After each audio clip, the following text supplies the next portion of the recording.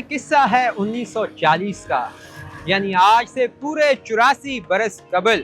یہاں آج ہم جہاں آپ کو لے کر آئے ہیں پاک ٹی ہاؤس کے مقام پر۔ 1940 میں بوٹا سنگھ ایک شخص تھا، ایک سکھ سردار تھا، جس نے انڈیا ٹی ہاؤس کے نام سے انارکلی اور نیلا گنبد کے بالکل پاس ایک چائے خانہ کھولا۔ یہ چائے خانہ اب جو ہے وہ پاکستان کی ادبی و ثقافتی تاریخ میں بہت ہی زیادہ معروف ہے۔ 1940 سے لے کے 1944 تک بوٹا سنگھ نے اس انڈیا ٹی ہاؤس کو بھرپور انداز میں چلایا، مگر وہ جلدی اس سے بادل بھی ہو گیا۔ تب دو اپنے بھائی تھے جو گورنمنٹ کالج یونیورسٹی لاہور کے اسٹوڈنٹس تھے، سرتیج سنگھ بھلا اور کیسر سنگھ بھلا۔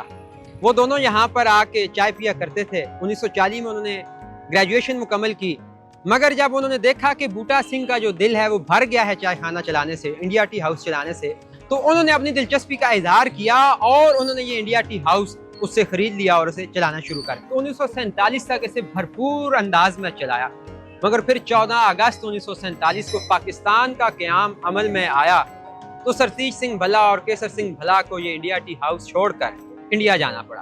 تب جالندھر سے آئے حافظ رحیم بخش صاحب نے اس انڈیا ٹی ہاؤس کو اس وقت 79 روپے یعنی کہ 79 روپیز پر منتھ کے کرائے پر خریدا اور 1948 میں اس انڈیا ٹی ہاؤس کا نام پاک ٹی ہاؤس میں بدل دیا۔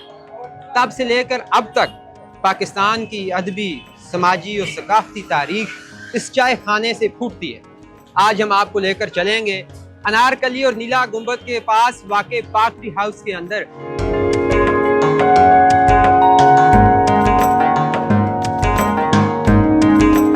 یہ پاک ٹی ہاؤس کا وہ تاریخی دروازہ ہے جہاں سے فیض احمد فیض، سعادت حسن منٹو، میرا جی، کرشن چندر اور بہت سارے دوسرے پاکستان کے اردو ادب کے بڑے نقاد، دانشور اور ادیب داخل ہوا کرتے تھے اور یہاں پر اپنے دوستوں کے ساتھ چائے نوش فرمایا کرتے تھے اور اس کے ساتھ خوش گپیاں کیا کرتے تھے۔ ایک زمانہ تھا کہ لاہور میں 3 حلقے اسی نام سے چلتے تھے۔ ایک تھا حلقہ رواب ذوق سیاسی، یہ YMC میں اس کے اجلاس ہوتے تھے۔ ایک ادھر ہوتے تھے۔ تیسرا حلقہ تھا مسلم مسجد کے نیچے اس کے اجلاس ہوتے تھے۔ تو یہ 3 حصوں میں لیکن تمام ادیب شاعر شامل ہوتے تھے، اس میں کوئی ایسا نہیں تھا۔ یہ تھا جیسے سیاسی نظریات رکھنے والے وہ زیادہ تر اس میں جاتے تھے، حلقہ رواب ذوق سیاسی میں۔ تو ایسے مختلف رہا ہے، لیکن یہ ایک بنیادی ایک تحریک کے طور پہ اس کی حیثیت رہی ہے حلقے کی، اور یہاں سے بہت سے نام لکھنے والے، جیسے میرا جی شاعر میں ان کا نام اتنا نہ ہو، لیکن حلقے کی تاریخ کے حوالے سے اور تنقید کے حوالے سے انہوں نے جو کام کیا وہ بڑا اہم ہے۔ تو اسی طرح وہ ابتدائی لوگوں میں میرا جی کے ساتھ جو تھے ان میں قیوم نظر ہے، انجم رومانی ہے، ایسے بہت سے نام ہیں جنہوں نے حلقے کی وہ ترویج کے لیے اور اس کو پھیلاؤ کے لیے بہت کام کیا۔ سراج الدین اور علیم الدین کے ہمراہ اس انڈیا ٹی ہاؤس کو 79 روپے کے ماہانہ کرائے میں خریدا تو اس کا نام پاک ٹی ہاؤس کر دیا۔ تو اس کے بعد 2000 تک اس پاک ٹی ہاؤس کو انہوں نے بھرپور انداز میں چلایا۔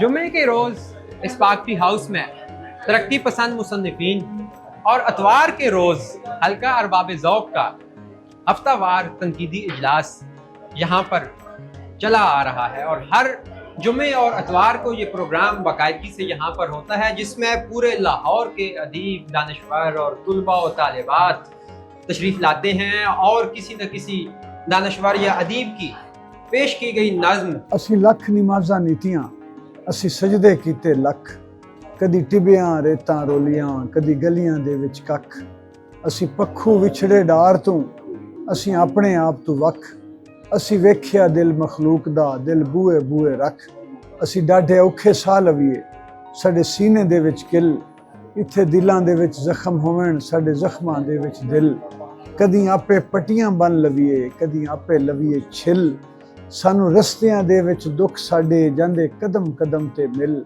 دس فرت شاہ اسی کی کریے، ساڈا کوئی نہ لاوے مل، اسی نازاں پلے ماپیاں دے اج گئے مٹیاں وچ رل، انج ہنجو ساڈی اکھیاں چوں جویں موگھے جاویں کھل، انج ہاسے ساڈے ہوٹھاں تے ਜਿਵੇਂ ਕਬਰਾਂ ਉੱਤੇ ਫੁੱਲ। ये सहूलत भी मुयस्सर है कि जब आप यहाँ पर आते हैं तो चाय और ब्राउनी खाने के साथ साथ यहाँ पे मुख्तलिफ कुतुब का मुतालिया भी कर सकते हैं।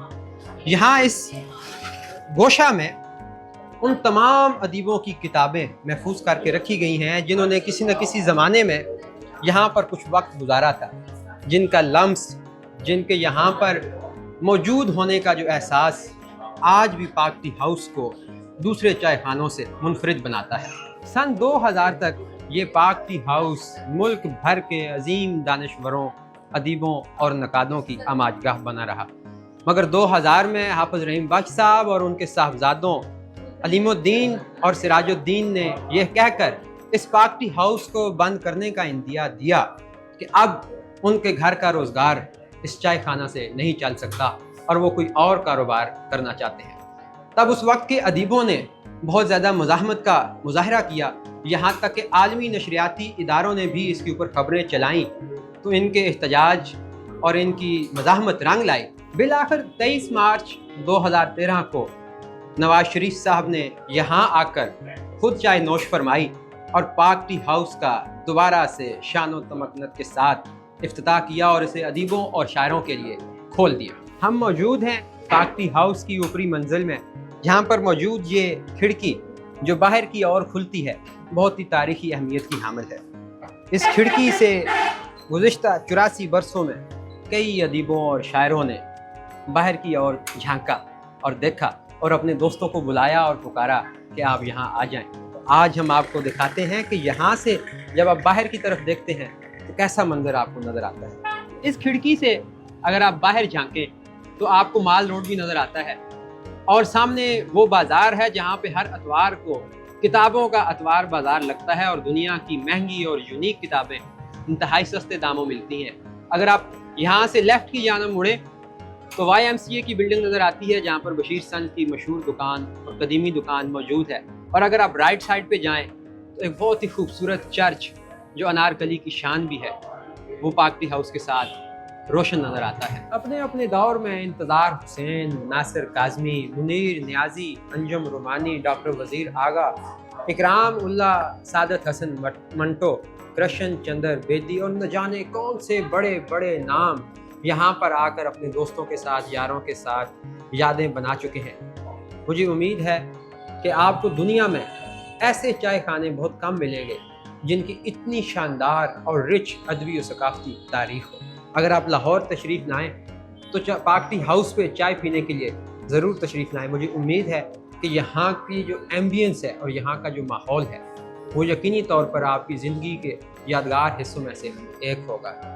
आपको ये डॉक्यूमेंट्री कैसी लगी इसके बारे में हमें ज़रूर बताइएगा और कमेंट बॉक्स में कमेंट भी कीजिएगा।